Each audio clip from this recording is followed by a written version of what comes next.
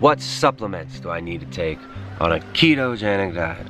This is a question that comes up very often, and it's got a really short answer, but I'm going to give you guys all sorts of context and nuance. But just to start out with the straightforward answer, you don't need a single freaking supplement to start a ketogenic diet. There's not one supplement out there that everyone on keto needs to take. Right? Whether it's a ketogenic diet or a carnivorous diet, there is not a single supplement that the human body requires when it is in a ketotic state. There are no inherent nutrient deficiencies to a ketogenic diet, and this has been shown time and time again. Interestingly, what's being shown now, with all of my friends out there doing this carnivore style eating, which is actually very old. Remember, the Inuit had basically no vegetables in their diet at all, occasionally eating some berries. You read the books of like Stephenson, he wrote this book called The Fat of the Land. Not by Bread Alone is like the recent printing. They called it that because I guess it's more catchy for the modern low carb audiences. But this guy wrote a book in the 1920s. I think it was actually published it might have been published as late as 1940, about his travels in the 1920s with the Inuit eating an all-meat diet. And he actually, in a clinical setting with another guy, ate a diet of nothing but meat and showed no signs of any nutrient deficiencies, no signs of ill health at all after a year in what are called the Bellevue experiments in New York. Actually went through the heat of the summer as well on an all-meat diet. When many people at the time believed that you would get scurvy, that you would have nutrient deficiencies, these guys proved that you didn't. There's still many arguments going on nowadays, but we do understand this. Whether you believe you can live on all meat or not, which many people have been doing and showing, whether you believe it or not that it's possible or healthy, what we do know is this: there are no inherent nutrient deficiencies to a ketogenic diet. Ketosis is a totally natural state that our body enters regularly and that we shouldn't be afraid of. So there's nothing you need to supplement with on keto. A lot of people are selling these stupid ass exogenous ketone supplements. Now, those could have some interesting applications in certain situations. These ketone esters might be very good for Alzheimer's patients. Some of these ketone products can be a good bridge to people, showing them that you can have sustained energy and mental clarity from burning ketones. And it can be kind of a bait to get people interested in a ketogenic diet. Like if you're trying to help your parents who are going through the early stages of dementia, which we see a lot of nowadays. Those exogenous ketones might have an interesting application for that, but most of the ones out there, the ketone salts that are out there these days, very overpriced. The ketone esters, the ones that are actually powerful enough to give very powerful therapeutic effects, especially for Alzheimer's patients and whatnot, taste like crap and are relatively expensive. So exogenous ketones, I'm not a fan. I think you should leave them alone for the most part. Alright, so what supplements might be useful to some people on a ketogenic diet? That's going to depend on context. Right? I mean, there might be some people out there who've had long-standing nutrient deficiencies and gut issues who have B vitamin absorption issues. So in some cases, like if you're coming off of a very nutrient depleted vegetarian or plant-based diet, you might want to be increasing B vitamin intake. So sometimes like liposomal B vitamins is something that I've recommended every once in a while in certain contexts.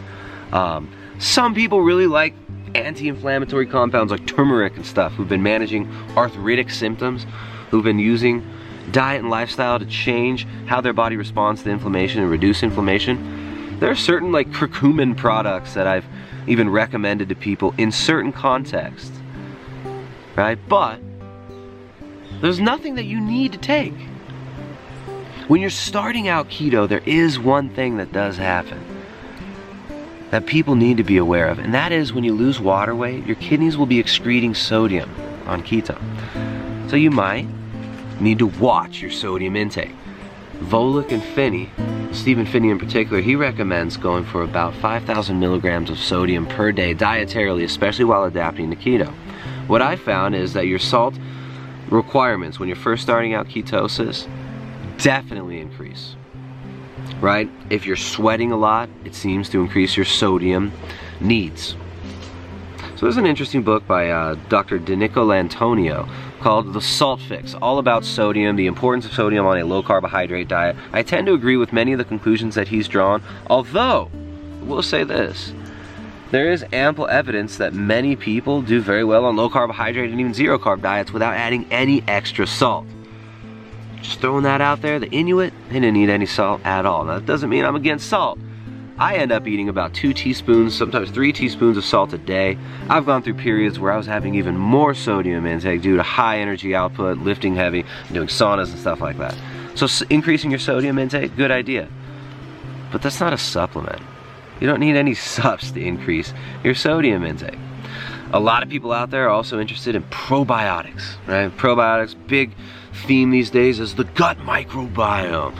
You know, you see a lot of people out there talking about health issues, and for the last decade, the gut microbiome has been a very, very interesting proving ground, or rather battleground, for people talking about health. So the whole paleo community is obsessed with the gut microbiome, changes in the gut microbiota. You see people in the plant-based, you know, more nutrient deficient vegetarian and very dangerous vegan diets talking about the gut microbiome as well now, with so many people dealing with autoimmune issues, chronic inflammatory responses to food, and massive food sensitivities that people are experiencing. This is all increasing dramatically as our gut microbiota becomes disrupted. But just because it's true that the gut microbiome is a very, very important ground for bacteria that are battling it out for control over our organism, it might seem, that doesn't mean that throwing probiotics down the hatch is always going to be a good idea. In fact, many times these probiotics can be harmful to people. There are strains of probiotic that can be invasive. A lot of these probiotics out there have histamine forming bacteria in them, which can cause more issues for people who have histamine sensitivity. So it's not so simple as, oh yeah, probiotics are good. In fact, a lot of people out there should probably be avoiding the probiotics that they've been taking. Right? There was somebody recently on YouTube was talking about this guy on a very, very depleted diet, doing a vegan diet long term, where you're not getting sufficient fat soluble vitamins, where you're not getting the animal proteins and fats that our body has been raised on since the dawn of time. And this guy was dealing with a lot of depression, anxiety and stuff, started trying to take some probiotics, and he ended up getting even worse symptoms and having blood come out of his stool just from probiotics. Right? So I'm not trying to fearmonger on the probiotics. I think they can have their place. For the most part, most people out there, when you're starting keto, you shouldn't be worrying about supplements. Alright, there's no nutrient deficiencies that you're going to run into on a ketogenic diet. And if you're including the most nutrient-dense foods in the world, which are very, very affordable and easy for most people to procure, what I'm talking about is organ meats, right? That's why you have a whole section on organ meats in our book, the Ketogenic Edge Cookbook, the training manual for low carbohydrate, ketogenic, and paleo cuisine. We've got a whole section called the odd bit section that shows you how to use the most nutrient-dense parts of the animal, the liver, the heart. Right? Those are probably the best introductory organ meats. Heart, liver, you can grind up heart, have your butcher grind up beef heart, and you can just put that in meatballs, like Mama's Best Meatball Recipe in the Ketogenic Edge Cookbook. Or you can make straight beef heart meatballs like we like to make for our kids and for our family. Actually, we can show you how to make pemmican, which is one of the most amazing foods in the world, one of the simplest foods in the world, rendered fat and dried meat. The Plains Indians in North America, they used to live almost exclusively off the buffalo. When they slayed a buffalo, they would melt down the rendered fat and they would dry a bunch of the lean meat, powderize that, and they pour the fat over the meat, and you can save that stuff for years and travel with that food, and you can eat almost exclusively pemmican and survive for long periods of time. Now, we show you how to make these nutrient-dense foods. We even show you how to make pemmican with organ meats, right? Drying liver in the dehydrator, grinding it up can be a really good way, and putting it in pemmican, that can be a really good way of getting a nutrient-dense organ meats without having to taste them. Some people have an aversion to these foods, but they are very easily made, highly palatable and delicious. Liver is one of the most amazing tasting foods in the world, especially sauteed in butter.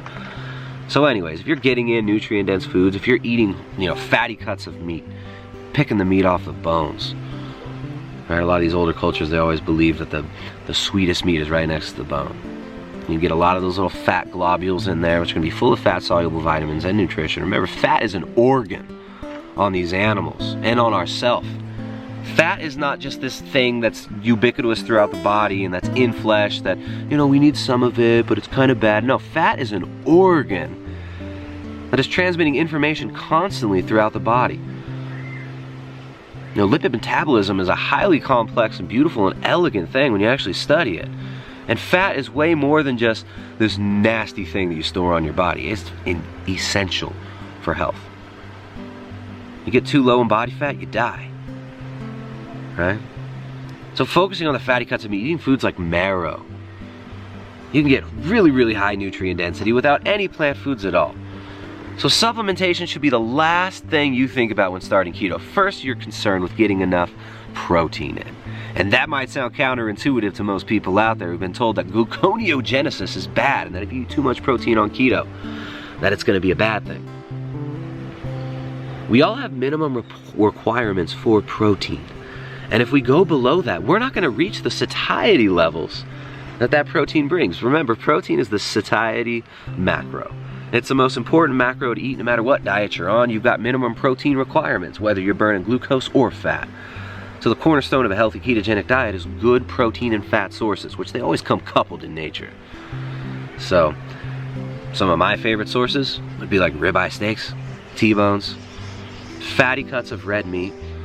I really like, you know, ground meat is very affordable, right? Much more affordable. And if you get ground heart, it can be even cheaper than ground beef, and you can mix that in with the ground meat. Getting more coenzyme Q10, copper, getting more of these fat-soluble vitamins that you don't find in other places of the animal. So focus on nutrient-dense foods, right? When you're first starting out keto, get the sufficient protein, which we define as anywhere between as low as 1.2 grams, but that's the bare minimum, 1.2 up to like 2.2 grams per kilogram of your lean body mass, or if you have a significant amount of weight to lose, right? Like I might want to use lean body mass because I don't have a lot of fat to lose. So I'm going to use my lean body mass. You might want to use your goal body weight if you've got more than like 20 pounds to lose. So getting sufficient protein, 1.2 to 2.2, usually don't recommend under 1.5 grams per kilogram of lean body mass or goal body weight. That's enough protein. Hit that regularly. Fat's the energy source and carbs stay low. The fat you burn can come from your plate or from your body. You get much more benefits from burning the fat from the body, right? Because our fat cells actually store most of our stem cells. Most of our stem cells are stored in adipose tissue. Burning that body fat, burning especially the visceral fat around the belly, that visceral fat is highly associated with insulin resistance. So once you start burning that insulin resistant fat, that insulin resistance associated fat in your adipose stores throughout the viscera, like your belly, the fat around your organs, the fat in your liver, when you burn that off, you get massive metabolic benefits and you feel better and perform better in general, mentally and physically. So focus on the basics, right? Build a solid foundation of habits of good keto food prep. Check out the Ketogenic Edge Cookbook. My wife spent over 1.5 years making this book. It is, we call it the training manual for a reason, because it's not just a list of recipes. It's a training manual for low-carb, ketogenic, and paleo cuisine where we teach you how to make nutrient-dense, whole, unrefined keto meals and how to formulate those meals regularly. So making a foundation of those meals where you don't have to think about it eventually. You just prepare your food. You wake up in the morning, you eat your breakfast, you move on. That's what's important about for maintaining adherence of a diet. Because a short-term diet is a long-term failure. We need to adhere long-term if we want to get the metabolic benefits of keto. If we want to maintain fat loss, we have to find a way of managing our life and our environment and our body that allows us to maintain that fat loss. So supplementation, last priority. First priority, getting those macros right, getting sufficient protein, getting adapted to the diet. Then you can start looking at playing around with some supplementation. Whether you're looking at, possible B vitamin deficiencies and correcting that, fighting inflammatory responses in the body, using adaptogenic herbs, stuff like that. Great. Nothing wrong with it. But thinking that there's going to be some magic bullet that you've got to get, that there's these magic supplements that everybody needs to take right in the beginning of keto to do it right, You're missing what's really important, and that's building habits. So build your habits.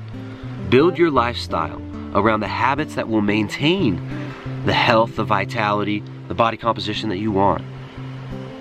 Engage in those habits every day, and you're not going to have to think about that in the long term.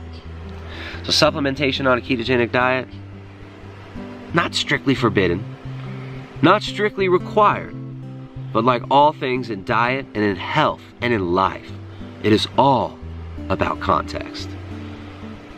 So anyways, we're going to be starting the next Keto Collective for November.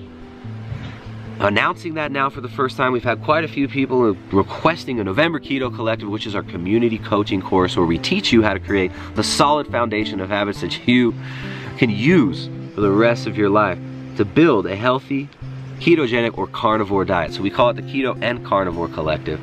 A lot of people come in there, first of all, eating insufficient protein. Second of all, thinking that they need all these supplements. We like to make it as simple as possible and give you guys the foundational habits and principles you need. We're not about telling you to eat a bunch of supplements. Here, eat as much fat as you can. We're about nutrient density, high quality foods, and well-formulated ketogenic diets that you can adhere to long term. So we actually had to change the name and add carnivore to the Keto and Carnivore Collective because we had so many people who've been interested in more carnivorous style eating. So if you're down for the community coaching for November, just hit us up. We got a link down in the description below. Talked about the book, Jessica's book. Make sure to check that out. It's available exclusively at primaledgehealth.com. We don't sell it on Amazon. You're not gonna see Amazon affiliate links for a reason. Right? We're about working with small family companies that empower the guy on the ground. Right? So any entrepreneurs out there, call yourself an entrepreneur, YouTubers out there, please stop using freaking Amazon affiliate links. You don't realize what you're doing when you do this. I'm not gonna get too deep into that, into the Amazon bashing now, but Amazon. Alright, anyways guys, keep it simple, stick to the basics, and build a foundation of habits that you can maintain long term. Supplementation is last line of defense. Not even defense. Supplementation is extra. It can be fun for some people, but it's not necessary. If you really want to do a well-formulated ketogenic diet, be concerned first with hitting your macros and building a foundation of habits that you can maintain long term. So keep it simple, keep it in context, and don't sweat the small stuff. I'll see you next time. Go get off social media. Kill your freaking Facebook account. Get out there in the real world. Eat meat and make families, guys. Peace.